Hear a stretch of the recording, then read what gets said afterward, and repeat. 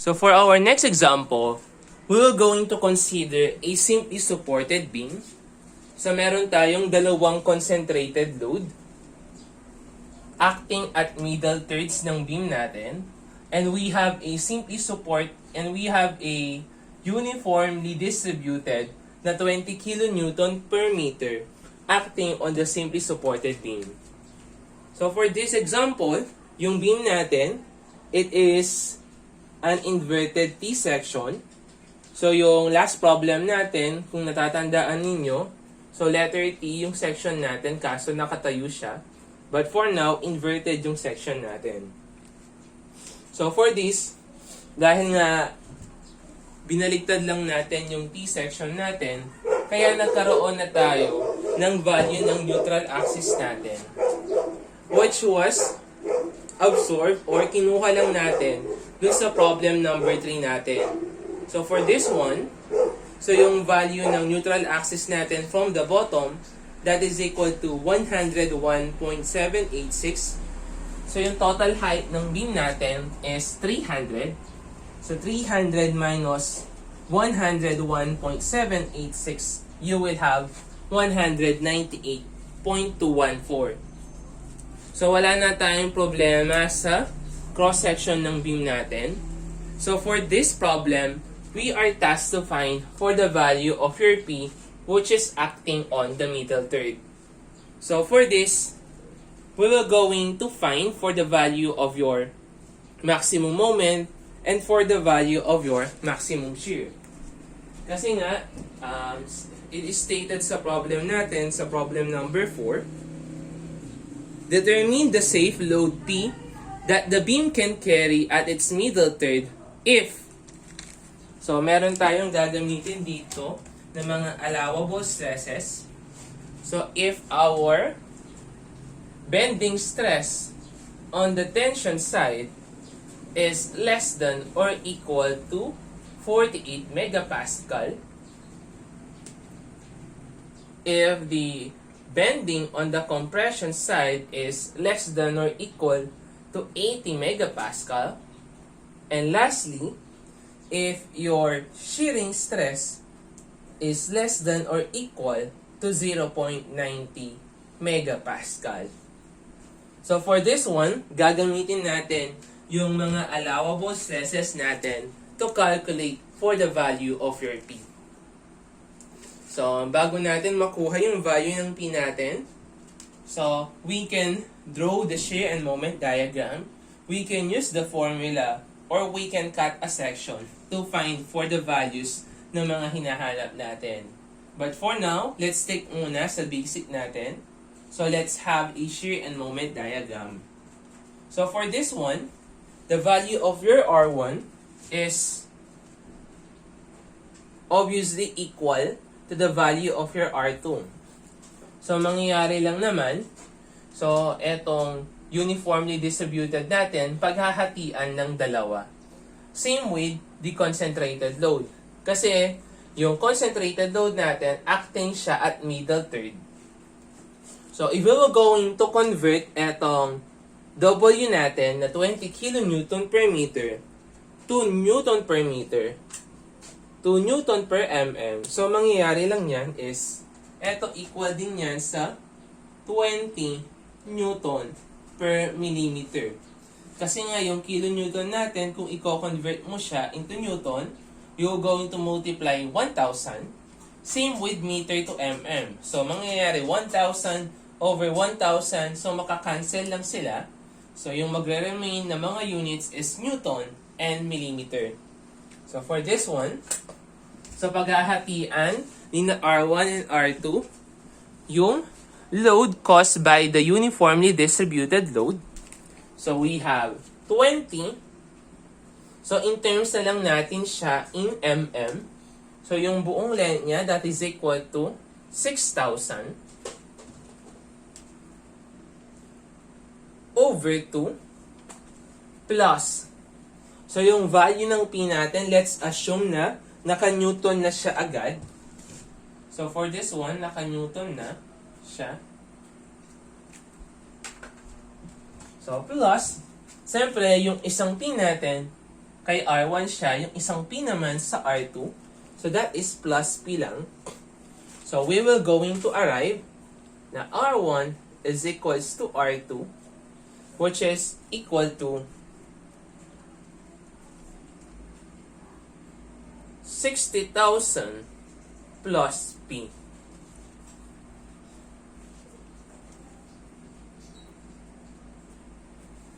Next naman, after we find yung value ng mga reactions natin, let us draw yung shear and moment diagram natin. So for this one, we have, meron tayong pataas dito na 60,000 plus P. So let's assume na nandirito yun. So this is 60,000 plus P.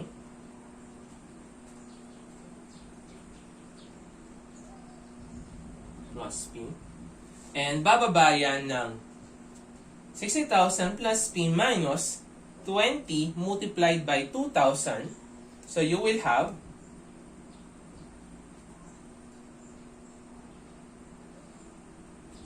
magkakaroon ka na lang yan ng 20,000 plus P. So next, meron tayong value ng P dito. So yung mangyayari niyan is 20,000 plus P minus P. So magre-remain na lang yung value ng 20,000 natin. So for this one, meron na tayong value na 20,000. Next naman, so 20,000 minus 20 multiplied by 2,000. So you will have negative 20,000. So this is negative 20,000. So next, meron tayong value ng P na pababa. So mangyayari niya negative 20,000 minus P. So you will have negative 20,000 minus P. So next, so meron tayong negative 20,000 minus P minus 20 multiplied by 2,000. So you will have negative 60,000 minus P. Minus P. So meron tayong R2 na pataas, so magko-close na yan. So eto na yung magsisilbing shear diagram natin. So for this example, since nagkaroon tayo ng zero shear dito, we're going to consider that on our moment diagram. So ibaba lang natin yung value natin na yun. So for that, so since symmetrical yung beam natin, therefore yung value natin dito is 1. So let's assume na ito yung ano natin, shear moment diagram. So this is our MA. So let's solve for the value of your MA. Your MA is obviously equal to 0. So yung MA natin, that is 0. How about the value of your MB? So that is equal to 0 plus etong area na shear diagram natin, which is equal to 60,000 plus P multiplied by plus P. So pag-a-add natin yung dalawang base natin. So we have 60,000 plus P at saka 20,000 plus P. So i-average natin yung dalawang yan multiplied by the value of your distance, which is equal to 2,000. So the value of your MB is now equal to 80,000. 80 times 10 raised to 6 plus yung value ng 2P natin, which is multiplied by 2P times 10 raised to 3. So next, let's calculate for the value of your next moment. So for this one, since bumaba yung value natin, so mag-sad face siya. So next nyan is, let's consider that this point, so meron tayong A, B, C, D, so sabihin natin, this is our point E. So for the value of your ME, so that is equal to 80 times 10 raised to 6 plus 2p times 10 raised to 3 plus yung maliit na triangle, which is equal to 1/2 multiplied by, so yung base natin, that is equal to 1,000. Samantalang yung height naman, that is equal to 20,000.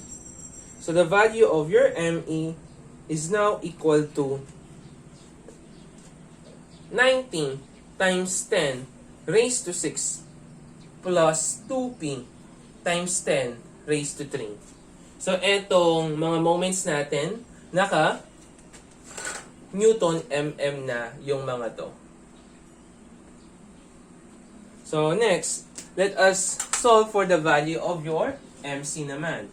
So for this is the value of your MB. Tapos ito naman yung value ng MD natin, ME. So next naman yan is the value of your MC. Yung MC natin, that is also equal to MB. Kasi nga, symmetrical lang naman. So, meaning to say, yung mga diagram natin, that is also symmetrical. And the value of your MD is equals to 0. So, ganito yung magiging shear, yung moment diagram natin. Ayan. So, this will now become your moment diagram. So, for this one, yung value ng maximum moment natin, obviously, so we have a positive Mmax, which is equal to 90 times 10 raised to 6 plus 2p times 10 raised to 3 Newton mm. And the value of your Vmax, which is equal to 60,000 plus p. So from that, makukuha na natin yung value ng maximum, yung value ng allowable P natin, or the safe P. So we will going to consider etong mga nakuha nating datas. So we can solve for the value of your Mmax and the value of your Vmax by means of formulas. So meron tayong mga set of formulas na sinusundan or minsan kinakabisado natin para hindi na tayo mag-shear diagram or mag-cutting section. So for this one, gumamit tayo ng mga formulas. So meron na tayong mga na-derive na formulas for uniformly distributed load at saka yung mga concentrated loads natin acting at middle thirds. So for this one, so to find for the value of your Mmax, so i-apply lang natin yung principle ng superposition. So meaning to say, so yung value ng Mmax natin kapag uniformly distributed load, so that is W L squared over 8 plus yung value or the formula ng maximum moment natin kapag meron tayong acting na dalawang concentrated load, which is equal to PL over 3. So, if we're going to illustrate, so yung value ng W natin, that is 20 Newton per mm. So, the value of your L, which is equal to 6,000 squared over 8 plus the value of your P. So, in terms of Newton, your length is 6,000 over 3. So, the value of your Mmax is now equal to 90,000, 90 times 10 raised to 6 plus 2p times 10 raised to 3. Same with for the value of your Vmax. So for this, siyempre, that is obviously equal to WL over 2 plus P, which is in-apply natin in computing for the value of your reactions. So meron tayong different sets ng mga formulas natin. So pwede ninyong i-memorize yung mga yon, or pwede na lang kayong mag-shear diagram or mag-moment diagram.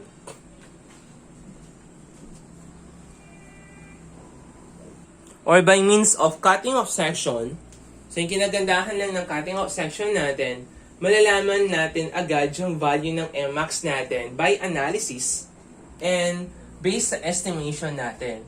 Kasi mangyayari lang naman yung Mmax natin that is always located sa zero shear.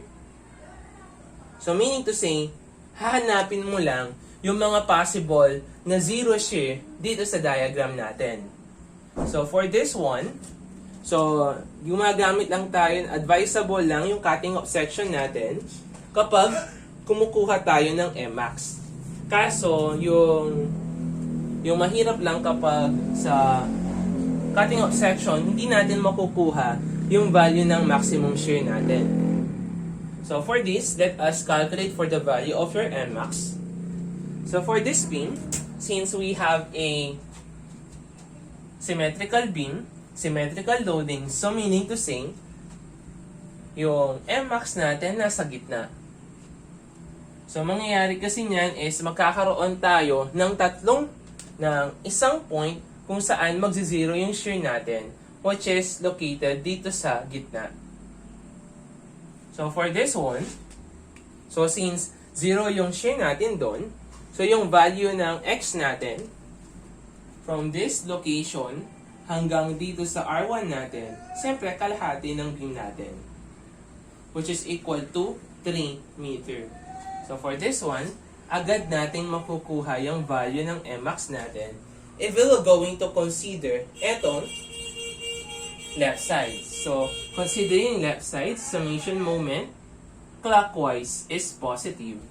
So for this one, Mmax is now equal to, so we have R1 na clockwise, so we have 60,000 plus P multiplied by the value of your length, which is equal to 3 for the distance. Sabihin natin 3,000 mm minus yung value ng 20.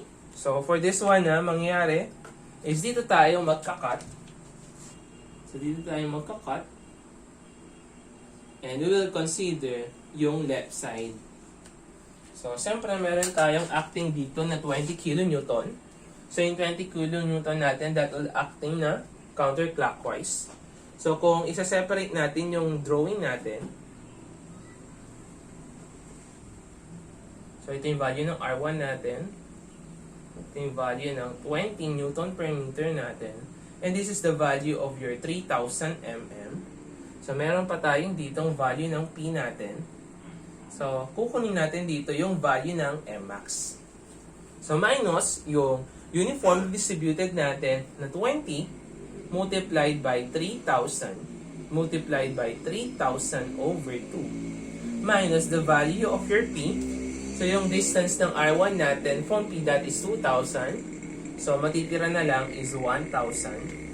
So the value of your Mmax is now equal to 90 times 10 raised to 6 plus 2P times 10 raised to 3 Newton per mm. So, ganun lang kadali yung pagkuha ng Mmax natin using cutting off section. Since meron na tayong value ng Mmax natin and the value of your Vmax, we can now calculate for the value of your P. So, for this one, so kailangan muna nating malaman yung value ng moment of inertia natin and the value of your Q. Since inverted T-section lang naman yung cross-section natin, and at the same time, na-solve na natin yung mga values natin yan dun sa previous example natin. So, we will just adapt yung nakuha nating value ng Ix bar which is equal to 199.135 times 10 raised to 6 millimeter raised to the 4th. And for the value of your Q, which is equal to 982.220 times 10 raised to 3 millimeter cube. So for this one, let us consider first yung FB tension natin. So since we have a simply supported beam, so kung mapapansin ninyo yung Mmax natin, all are positive. So meaning to say, kapag positive yung moment mo, yung ginagawa niya is pinapangiti niya yung beam natin. So kung ipapangiti niya yung beam natin, so meaning to say, magko-concave upward yung beam natin. So yung simply supported beam natin, it will be deflected in this way. So ngingiti yung beam natin. Since ngingiti yung beam natin, therefore, tapos symmetrical pa yung beam natin, therefore, yung value ng maximum deflection mo is nasa pinakagitna, which will be discussed sa theory of structures. So for this one, ngingiti yung beam natin kasi nga meron tayong positive moment. So kung ngingiti yung beam mo, yung tendency is yung nasa taas ng fiber natin, that will become in compression. Samantalang yung nasa baba naman natin, that will become in tension kasi nga mai-stretch yung fibers natin. So hindi lang tayo nakakaroon ng mga deflection dito sa neutral axis natin. Kasi wala siya sa compression side at saka wala siya sa tension side. So let us consider first yung tension side natin. So the value of your FVT, siyempre the bending moment, that is FBT, that is MC, M max, multiplied by the CT natin, or the distance of the neutral axis, tension, all over yung I bar X natin. Same way for the value of your FB compression naman, that is equal to M max multiplied by CC all over I bar X. So, solve muna natin yung tension natin. Since we are under allowable stress design, so itong mechanics of deformable bodies natin, we are adopting muna yung ASD method natin. So, yung gagawin natin dito,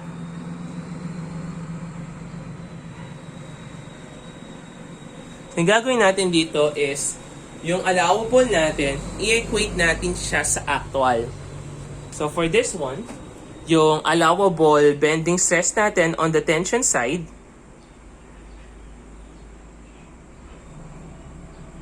we will going to equate it sa actual natin. So let's solve. So we have a value na 48 megapascal. So, naka-Newton per mm squared to is equals to the value of your Mmax. So, that is equal to 90 times 10 raised to 6 plus 2p times 10 raised to 3. So, eto naka-Newton per mm naman. Multiplied for the value of your CT. So, that is equal to 101.786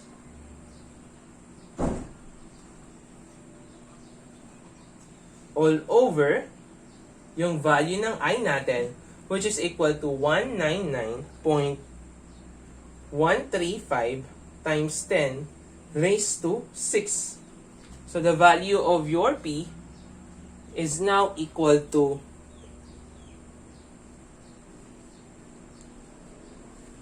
1,953.805 Newton. So, if we will going to consider naman yung compression side natin, so we will have, so this is 80 megapascal, that is Newton per mm squared. So, yung value ng maximum moment natin. And the value of your C, which is equal to 198.214 all over 199.135 times 10 raised to 6. So the value of your P here is now equal to negative 4814.14 Newton. So meaning to say, nakakuha tayo ng value ng negative. So mangyayari, instead daw na pababa yung load natin, na concentrated load na P, dapat daw pataas. So, obviously speaking, etong value natin na to is mali. So, hindi natin i-adapt yan. Kasi nga, yung direction nito is pataas daw. Eh, dito sa loadings natin, the value of your P is pababa. And, next naman is for the value of your FV. So, FV, that is equal to VQ over IB. So, yung FV natin, that is equal to 0.90. The value of your Vmax, that is... So, lagay natin dito sa baba. So, we have yung FV natin, 0.90. Yung value ng Vmax natin, that is equal to 60,000 plus P. And for the value of your Q, so yung Q natin, that is 982.220 times 10 raised to 3 all over yung I natin na 199.135 times 10 raised to 6 multiplied by the value of your B, which is yung dinaanan ng neutral axis natin na 50. So, the value of your P here is now equal to negative 50,876.713 Newton. So, mathematically speaking, so yung tendency natin dito, etong mga negative na to, it indicates yung direction ng loadings natin. So, kung gusto natin i-positive yan, siyempre, we will go into yung direction niya, which is yung upward. So, by direction itself, mapapansin natin na hindi sila pwede. Kasi nga, dito sa loading natin, pababa naman sila. Pababa yung nire-require dito sa problem natin. And another one, so kung mapapansin niyo for this one, meron tayo dito na sa mga magnitudes na lang. Kung titingin naman tayo sa mga magnitudes, so hamak na mas mababa yung nakuha nating magnitude nung kinonsider natin yung tension compared dito sa compression, which is equal to 4,814, mas lalo naman dito sa shear natin na 50,876.713 Newton. Therefore, the value of your P is now equal to 1,953.805 Newton. Or as an assumption, lagi nating i-adapt yung pinakamababang value for the loading.